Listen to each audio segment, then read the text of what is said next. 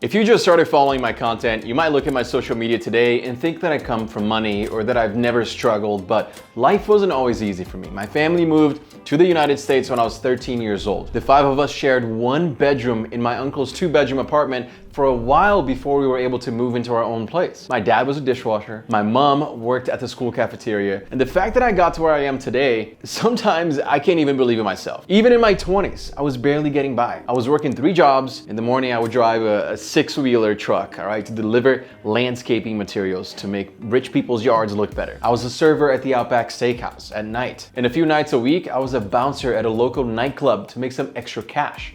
Now, all of that while taking classes to become an EMT, and at the time, I had just started posting videos on YouTube. I had rent to pay, student loans, bills to worry about, and I would look at my bank account and feel this constant frustration. Like, no matter how hard I worked, I had 3 jobs, I just couldn't get ahead. And let's be real, I know a lot of you watching this video have been there, or maybe you're there right now. You know, I realized something though.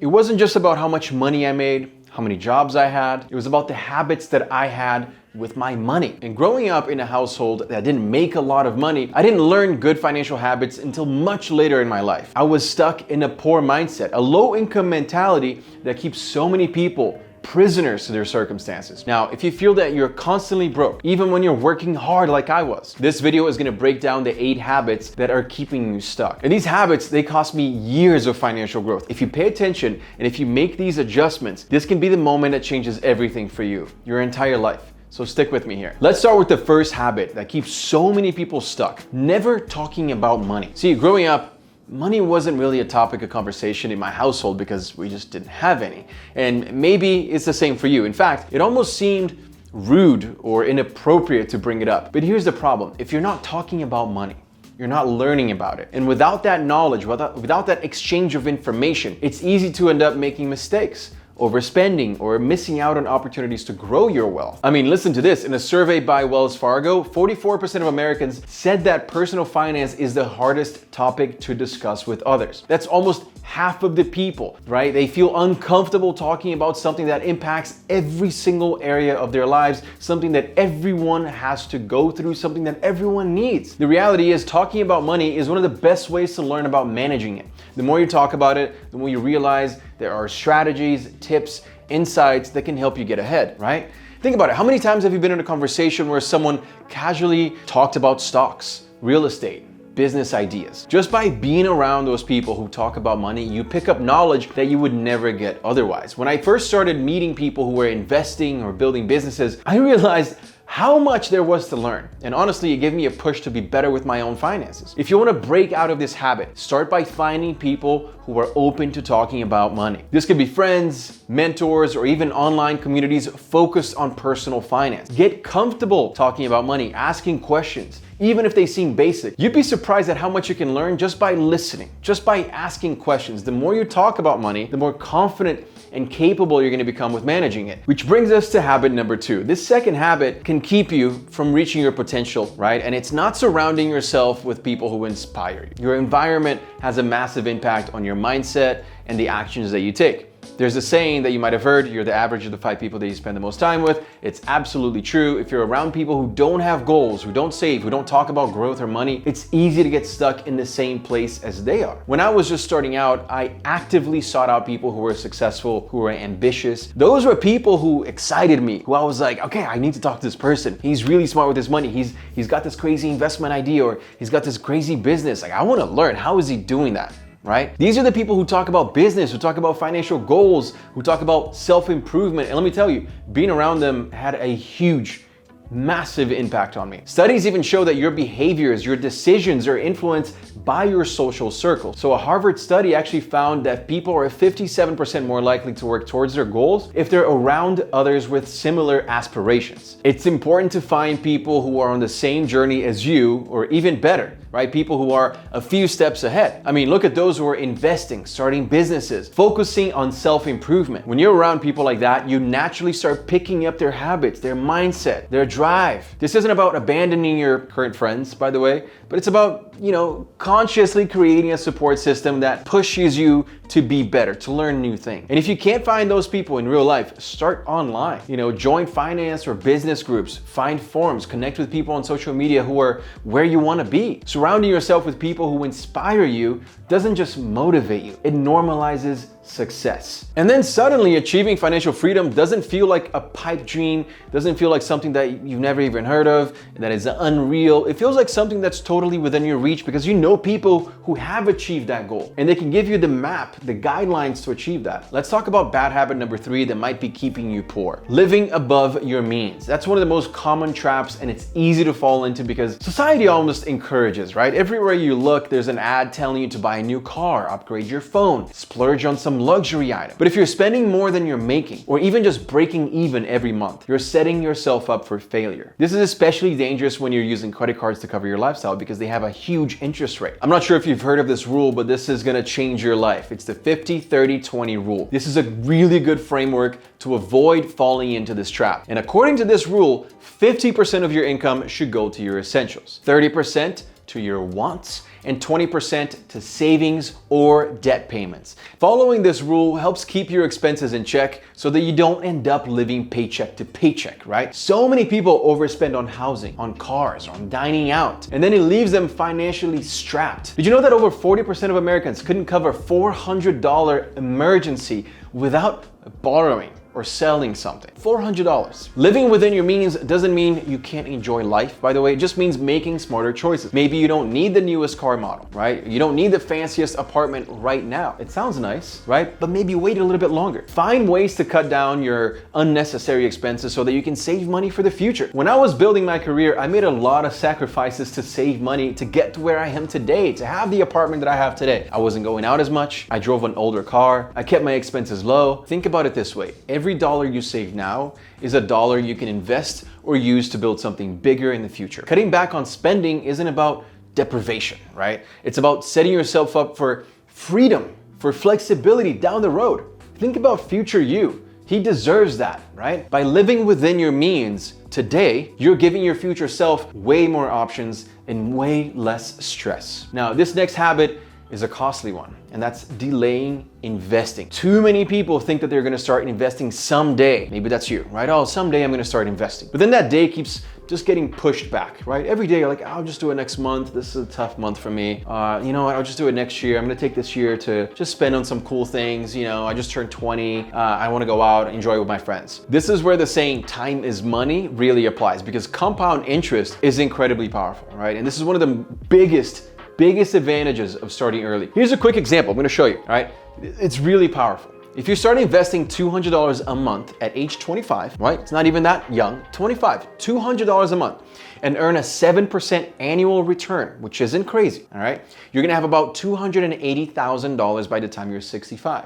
Only $200 a month. But if you wait until the age 35 to start, you're gonna need to invest $400 a month to reach the same amount. That's double the effort just because you waited 10 years. Now imagine if you invest 200 at 25 and then at 30, you start to invest 500, right? It goes on and on. I mean, starting early allows your money to grow with way less effort on your part. And seeing that bank account grow, it changes your mindset because now you look at it and you think, you know what?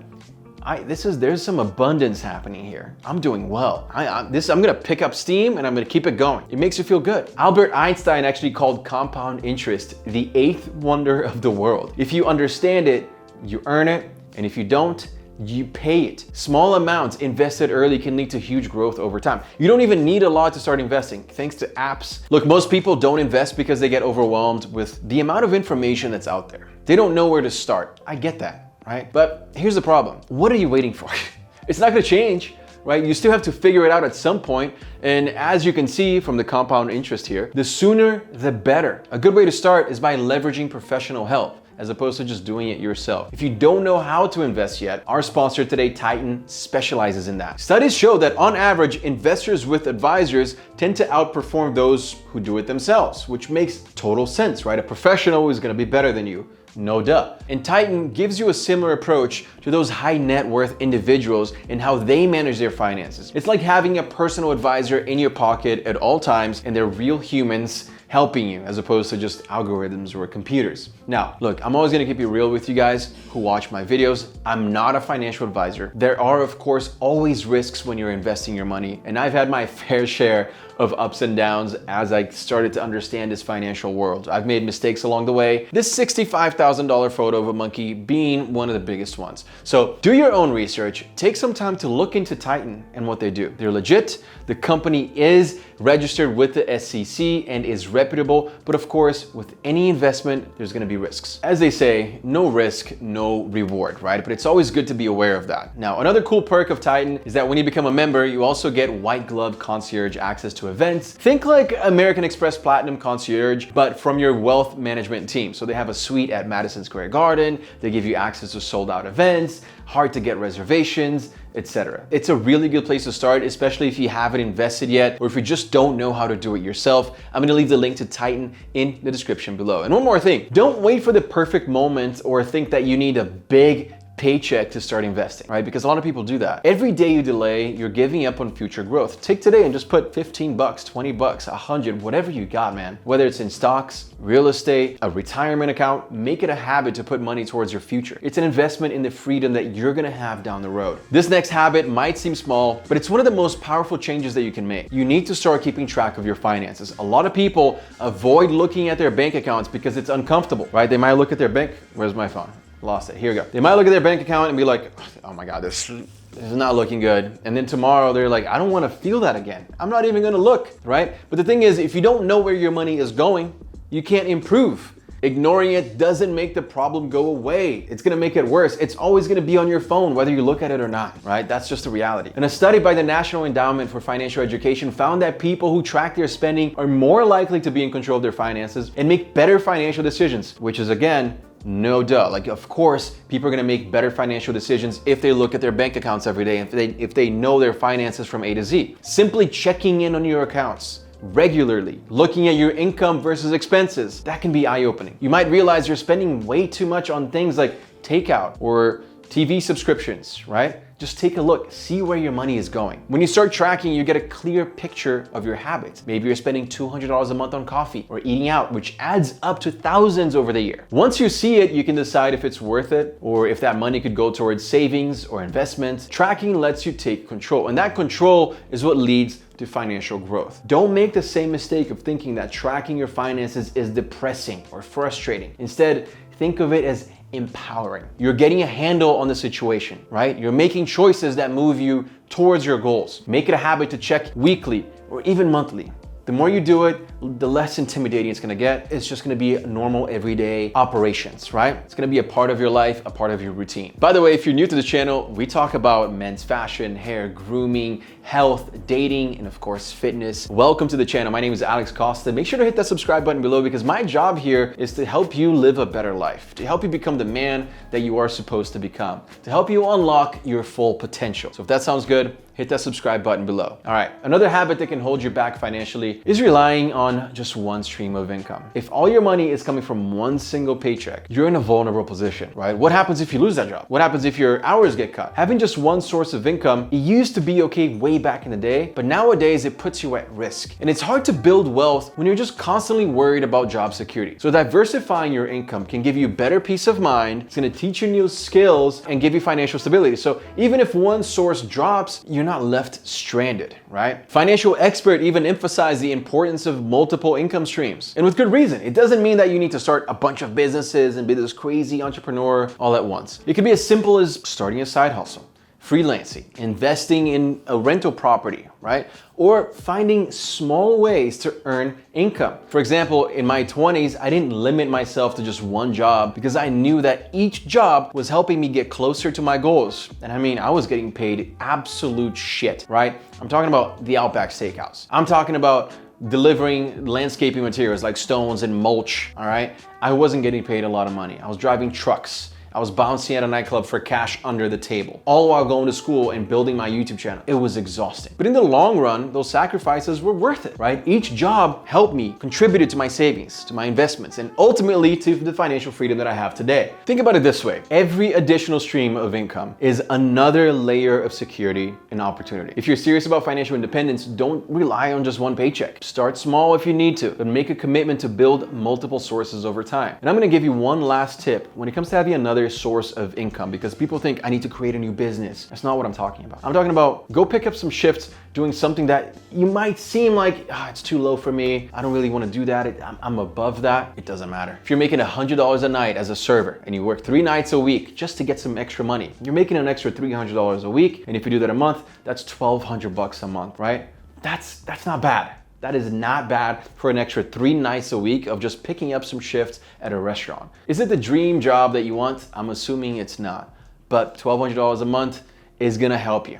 It's not nothing. So stop looking at these social media posts that are telling you that if you're not making $10,000 a month with online drop shipping, you're missing out. Buy my course. Go pick up some shifts and make real money instead of these get rich quick schemes that are not gonna lead you anywhere. They're just gonna take your money and you're not gonna make anything back. This next bad habit is not tracking your net worth. And look, I know tracking your net worth might sound like something that only millionaires and billionaires, your finance gurus do, right? But honestly, it's one of the most empowering things that you can do for your finances, because your net worth is basically just everything that you own, your assets, right? Minus everything that you owe, your liabilities. And tracking this, even if you're just starting out, it helps you see the bigger picture of your financial health, right? It's a habit that can shift your focus from just income to overall wealth. How much am I worth? How can I grow my net worth? Well, I gotta lower my expenses. I gotta increase my income. And there we go. We're getting somewhere, right? It actually sounds complicated, but it simplifies things so much. When I started tracking my net worth, I realized that it's not just about how much money I was making every month. It's about how much I was building over time, right? You might have heard what gets measured gets managed. And that's so true. Knowing your net worth keeps you aware of your progress, right? It shows you where you're going. It's like if you're a YouTuber or you're growing your Instagram, you're just seeing those followers grow. Why don't you do that with your money to know how much you're actually worth? That's way better than followers, right? Whether your net worth is $500 or $500,000, tracking it helps you set those clear financial goals. For example, if you're carrying a lot of debt, you're gonna notice that it's really impacting your net worth negatively, right? It's bringing you down because you have all of those debts. Those are all liabilities. Now, seeing it in black and white can push you to be like, okay, I need to stop spending as much, right? I need to tackle this debt aggressively. Or if you have savings and investments, when you're tracking it helps you celebrate that growth, right? It gives you that, it invigorates you because you're like, oh, okay, things are looking up here. Let's keep it going. Let me put a little bit more money into this investment account. Getting into the habit of calculating your net worth might feel tedious or too much for you right now, but trust me, it's eye-opening. I'll tell you how to do it. It's very easy. You just start by listing everything you own, from cash in your bank accounts, cash in your pocket, in your safe, whatever you got, right? Your investments, your properties, savings, add all of that up, and then subtract what you owe, like credit card balances, student loans, car loans, any other debt. Now, do this every month, right? And as you see your net worth grow, you're gonna feel motivated to keep going and building a stronger financial future. Now, this final habit I wanna talk about is something that a lot of people do, and it's a huge mistake, all right? Spending on wants before saving or investing. Now, this is a trap that a lot of people fall into, especially with social media constantly showing us what everyone else is buying, what everyone else is doing, going to this concert, going to this trip, right? It's easy to spend first, telling yourself, oh, I'm gonna save what's left at the end of the month. But then at the end of the month, there's nothing to save. Financial advisors have a really good name for it, and I think when you understand this name, when you hear it, it's gonna make sense and it's gonna make you want to do it. And that is paying yourself first, which means setting aside money for savings and investments before you go do anything else. If you get a paycheck, the first thing you should do is pay any bills, pay any debt, put aside at least 20% for savings or investment. If you're carrying, of course, high interest debt, tackle that aggressively, right? For example, like credit card debt, you have to pay those off because every dollar paid off is money that you save on interest. And then whatever's left can go towards your wants, but only after you've taken care of your debt and then of course your savings. And I get it, it's so tempting, right? To spend money on experiences because I'm in my 20s, I just want to experience life, I just want to have a good life. I understand.